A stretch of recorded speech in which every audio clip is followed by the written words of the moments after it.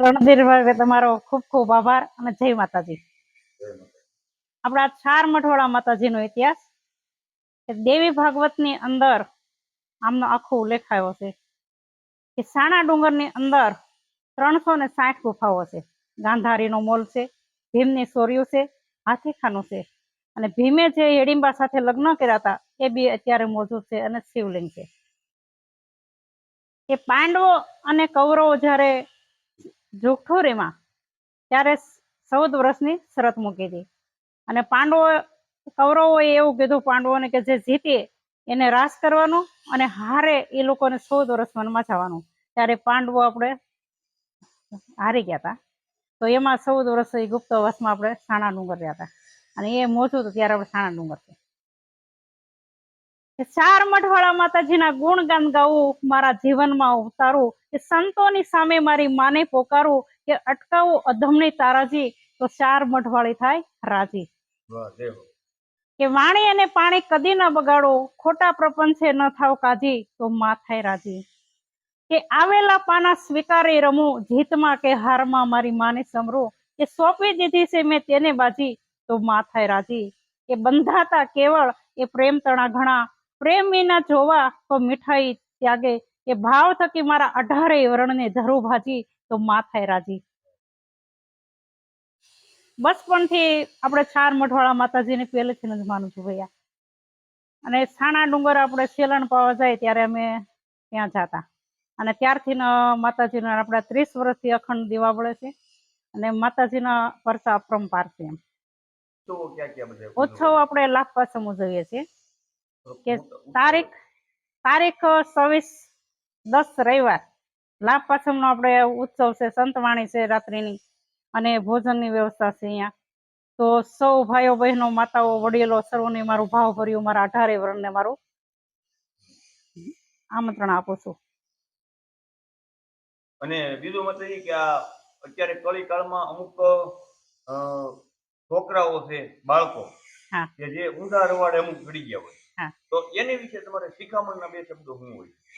બાળકોને તો બચપણથી મારું એવું કહેવાનું થયું કે બચપણનો જે માતા પિતા પેલું ધ્યાન રાખે કે બાળકોને ભણાવો.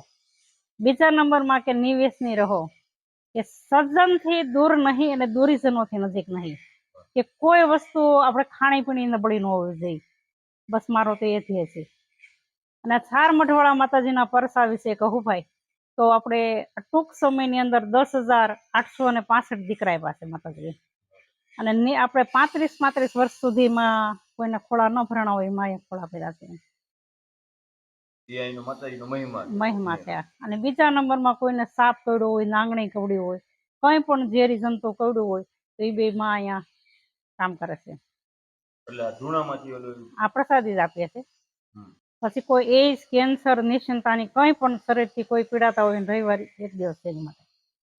અને દર રવિવાર આપણે અહીંયા હાજર જ હોય, અને આપણે કોઈ બી કોઈ તકલીફ હોય રવિવારે એક દિવસ મંદિર આવે છે.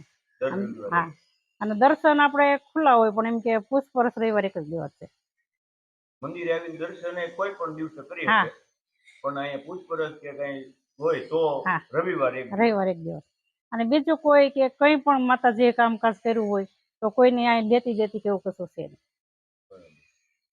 અને કોઈની માનતા હોય તો એ માનતા સ્વીકારવામાં આવે છે. રાજી ખુશીથી પેલી કરી હોય તો બરોબર છે, બાકી કોઈ પાસે લેવાનું આવતું નથી કશું. બીજું કે આ તો મંદિરની વાત છે, પણ પેલા મેં વાત કરી એમ કે ધૂપ દીપ અને હવન વિશે કે અમુક વાંચું કરવાનું કહેતા હોય કે ભાઈ એટલી વાત કરો કે એટલી વાત આ માતાજી કહેવાય, આ પિતૃની કહેવાય, એની વિશે પણ મને તો રણધીરભાઈ એવું મારું એક માન્યતા છે કે ખાલી કોઈ પણ બાળક હોય કે મોટા હોય કે યુવા કેન્દ્ર કોઈ બી હોય, કે માતાજીને શ્રદ્ધા વિશ્વાસથી કોઈ પણ ભગવાનને દીવાબત્તી કરે તો કદાચ એક દીવો કરે તો 1,00,000 દીવા બરાબર છે. એટલે માં તો સ્વીકારેલી, માં તો એક દયાળુ પાત્ર છે ને, કે માં કહેતા મુખ ઉઘડે, બાપ કહેતા થઈ જાય બંધ, બાપ છે સૂરજનો કોટો ને માં તો પૂનમનો સન. ઉપવાસ કરવામાં તો મને ખૂબ માન્યતા છે કે જેમ જેમ ઉપવાસ આપણે કરીએ તો આપણા શરીરમાં બી સારું રહે. અને બીજા નંબરમાં કે તમે આહુતિ હવન કરો કે આહુતિ આપો ને તો આપણને બહુ મજા આનંદ આવે એમ. હા, એક પ્રકારનું એક ઉપાસના છે. હા, મૌન ઘણા આખું મહિનો મહિનો રહેતા હોય, વર્ષો સુધીની વાત સાંભળેલી કે ભાઈ આ મૌન માં રહ્યા છે. તો મૌનનું જે મહત્વ મૌન વ્યક્તિ જે મૌન રહે છે, કોઈ મૌનથી આપણે એમ ભક્તિ કરતા હોય તો એમનો જે આપણે ભક્તિભાવ જે હોય તો એમ કે આપણે નાભીથી એનું સમરણ થતું હોય. એ જપીએ તિહારા જાપ અખંડ તોરા દીવા બળે એમાં પ્રગટ આપોઆપ. ભલે પધાર્યા અમારે આંગણ નર નારી સૌ નમન કરે, અન્ય ધન્યમાં ખોડલ માતા દર્શન આપે તો દુઃખ ટળે. અમે તો બધા ભગવાનને માનીએ છીએ ભાઈ, કે રજે રજમાં ને કણે કણમાં વસનારા છે. આ નિર્મોહી અખાડાના સંતો આવે, કોબિયા પછી આપણે સ્વામિનારાયણના સંતો એટલે આવે, ગિરનારી સંતો આવે, સત્તાધાર વિષયમાં એ સંતો બધા આવે. આપણે બધા ધર્મને માનીએ. તો આખો દિવસ મોબાઈલમાં કોઈ એના માવતરનું કયું ન કરતા હોય અને અવળા રવાડે ચડી ગયા હોય, વ્યસનમાં આવી ગયા હોય અને ખોટું ન કરવાના કામ કરતા હોય. પણ મારું એવું કહેવાનું છે ભાઈ રણધીરભાઈ, કે બાળકો જે માવતર વિશે માનતા નથી, એ માવતરનું કયું કરતા નથી. કે પેલું કહે ને કે ભાઈ જીવતા દીધો સંતાપ, સેવા ન કરી મા બાપની, કે મુયા પછી પ્રતિમા તણું પૂજન કર્યાથી શું થયું. કે માવતર જીવતા હોય ત્યારે પાણીનો લોટો નો ભરી દે અને પછી શ્રાદ્ધ નાખે તો માવતરને મળવાનું નથી. હા, પછી પીપળે પાણી રેડે તેમ કે હાલો માવતરને, પણ એવું નથી. મોબાઈલમાં ભલા થઈ કોઈ નહીં રહ્યો. કે બીજા નંબરમાં કે પેલું તીર્થ આપણે મા બાપનું છે, કે પેલી માં એ નિત્ય સવારમાં વેલા ઉઠી કરવા ઘરના કામ, એ પેલી મારી માતા, પછી મારા પિતા, પછી લઉં પ્રભુ કેરું નામ, કે ભાઈ મારે નહીં આવું ગોકુળ ધામ. કે ઘરમાં કાશી, ઘરમાં મથુરા, ઘરમાં ગોકુળિયું ગામ, ભાઈ મારે નહીં આવું તીર્થધામ. કે સાધુ સંતોને નમન કરજે, કે આશીષ લેવાનું ભૂલીશ માં, કે ભાઈ મારે નહીં આવું તીર્થધામ. માના પરસા તો મને એક નહીં પણ અનેક પરસા મળ્યા છે. કે મને તો બધી એમ કે રજે રજમાં ને કણે કણમાં મારી માસ દેખાય છે. કે ભેંસો રાખતા પેલા તો આપણે મકાઈ વઢવા ગયા હોય તો એમને મેળે દાંતડું હાલતું હોય, એટલે માં મને સપોર્ટ કરતા હોય કે મકાઈ વઢાઈ જાય એમ, અને એકદમ ખાલી 5 મિનિટ કઠોળો ભરાઈ જાય. પછી બીજા નંબરમાં સિંગ અમે ખેંચતા, ત્યારે માએ પૂરેપૂરો સપોર્ટ કરેલો. કે પેલાના જમાનામાં લાશ કાઢતા તો જે આપણે માંડવી ખેંચતા હોય, રાપવું લેતા હોય, તે આપણે, મારી તો ઉંમર તો 15 વર્ષની ત્યારે, તો દિલથી એવું થયું કે ભાઈ મને જન્મ આપનારી માએ તો પારકા ઘેરે મોકલી, હાથીમાં તું છે તો તું બાવડી ચાલજે માં. તો મારી માએ માંડવી ખેંચેલી ભાઈ. એનો પરસાનો કોઈ પેલું કહી શકો નથી, એટલું મારી માએ કામ કર્યું છે. કે શું કહું શું ના કહું, કહેતા આનંદ થાય, કે 4 મઠવાળી યાદીમાં મારું મન લલસે. કે માં પ્રત્યે તો હું શું વખાણ કરું, કે શું શબ્દ મારી પાસે બીજા કશું નથી ભાઈ, કે શું કહું માને વિશે. એ તો બી ખાતરની લારી ભરતા હતા, તો 15 મિનિટની અંદર ખાતરની લારી ભરાઈ ગઈ. બીજા નંબરમાં છોકરાને રસોઈ કરીને છોકરા સુઈ ગયા, અને એ 15 મિનિટની અંદર લારી ભરાઈ ગઈ. પણ એ સપોર્ટ મારી માનો બધું, કે પેટ્રોલ પુરાવીને આવ્યા ત્યાં બધું કામ પતી ગયું. 4 મઠવાળા માતાજી છે, તો સાથે એમના ભાઈ છે, 9 કોળ નાગ દેવતા, અને જય અસ તિવારી એમના બાળકો છે. તો મને એમનો પૂરેપૂરો સપોર્ટ છે, કે મને એવું થાય મારું ફેમિલી છે બધું એમ. અને જય અસ તિવારી ન હોય તો બિલકુલ મને અહીંયા રહેવું નહીં ગમતું, કે આખું ફેમિલી બધા જોડે રહેતા હોય તો મને બહુ આનંદ આવે છે.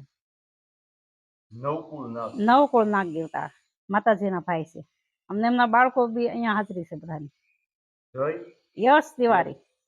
હા, 3 એમના બાળકો. હા, બધું કામ થાય છે.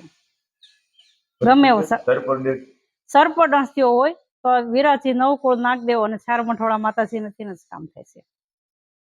કે નાંગણી કવડી હોય, નાગ કવડો, વિસી હોય, કોઈ પણ કણો હોય, કોઈ પણ ઝેરી જીવડો હોય તો કામ માસ કરે છે.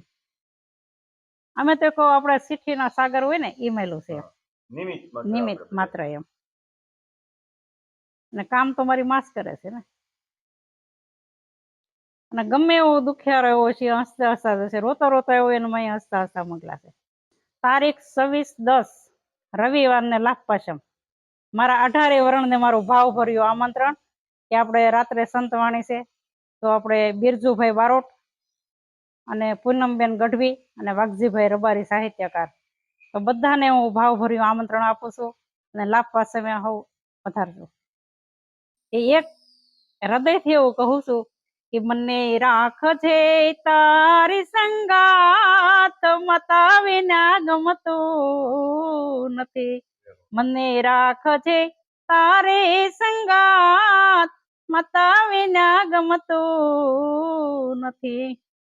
અંબે માં આવ્યા ખોડલમાં આવ્યા આવે નવકુળ દેવની જોડી.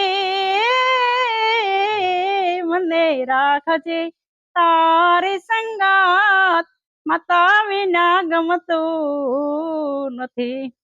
હે ગોઝારાને કાંઠડે નદી કિનારે મળી બેઠી મંદિરની માળે. હે મને રાખજે તારી સંગાત મળે વિના ગમતું નથી. રમ મેઘ મલારમ મલ્લી બહારમ જલ્લી ધારમ દાદુર દુકારમ મયુર પુકારમ તળિયા તારમ વિસારમ નામ લહી સંભારમ વ્યાસ્ય પારમ નંદ કુમાર નિરખ્યા હરે કહે રાધે પ્યારે મેં બલિહારી ગોકુળ આવો ગીરધારી. પેલા કીધું એમ કે નેક ટેક અને ધર્મની પાણે પાણે વાત સંત અને સુરાની ઉપજાવતી અમારી ધરતીની અમીરાત.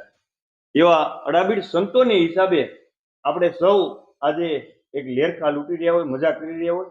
એની પાછળનું કારણ એક સંતત્વ, સંતની શું શક્તિ હોઈ શકે, કારણ કે એની પાછળ એને ઘરબાર છોડ્યા હોય, સાધના કરી હોય, પણ પોતાની માટે નહીં, સમાજની માટે થઈ. 100%. કોઈ સારું સંત પોતે સારું ખાય નહીં, બીજાને ખવડાવે, સારું પહેરે નહીં, બીજાને પહેરાવે. એ છતાં ભાઈ આ સમાજ છે, જ્યારે અબજસના ટોપલા પણ એની માથે બાંધે. ત્યારે ખૂબ જાજો સમય થઈ ગયો છે. આવા જ સંતો, મહંતો, માતાજીઓની મુલાકાત આપણે ઘર બેઠા કરાવતા રહીશું. જોડાયેલા રહ્યો Randhir Vinchhiya official YouTube channel પર. જય માતા. જય માતા.